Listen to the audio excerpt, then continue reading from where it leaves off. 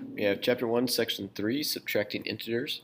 So the essential question is, how are adding and subtracting integers related? So if we see our key idea here, says to subtract an integer, add its opposite. Okay, so when we see subtracting integers, we're actually going to use this to make sure we change it correctly, and then we're able to get the right answer. So add its opposite. So in our first problem, we have 3 minus 12.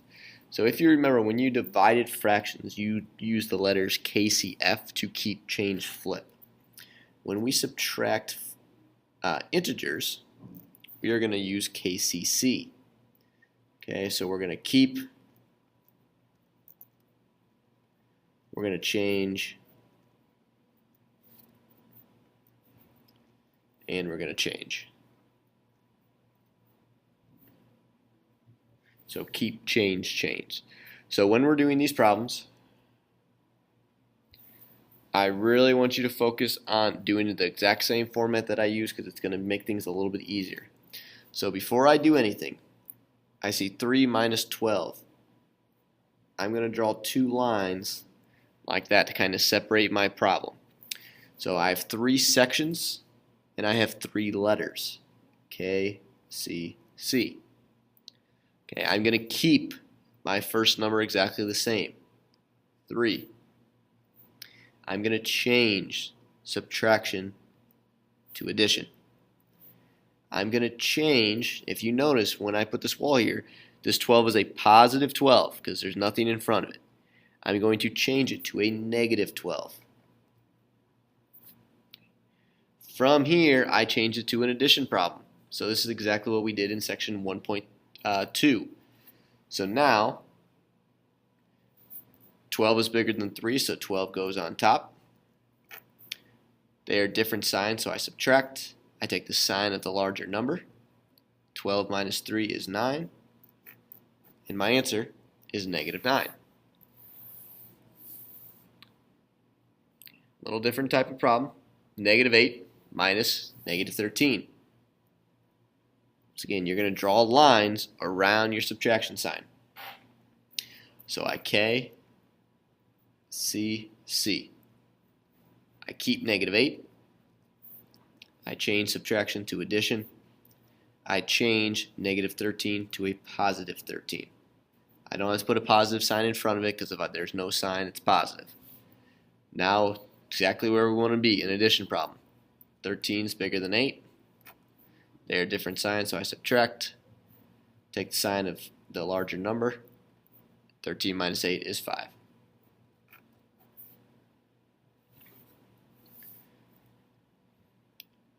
Down below, 5 minus negative 4. Once again, put 2 lines on the outside of your subtraction sign. And I got KCC.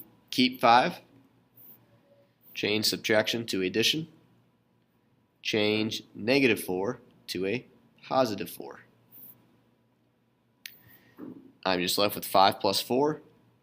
Okay, they're actually both positive. And I get positive 9. So keep, change, change. We're always going to change that second number to its opposite. Let's go to the back. Once again, we're left with 3 numbers. So I have negative 7, minus negative 12, minus 14. So unlike what we were doing the other day, we got to make sure we go from left to right this time. We're not going to change up the order. So first problem I need to do is negative 7 minus negative 12. So I'm just going to rewrite that to make things a little bit easier. Then I'm going to draw my lines, and I need to figure out that answer first. So keep, change, change. Negative 7 plus, change negative 12 to positive 12.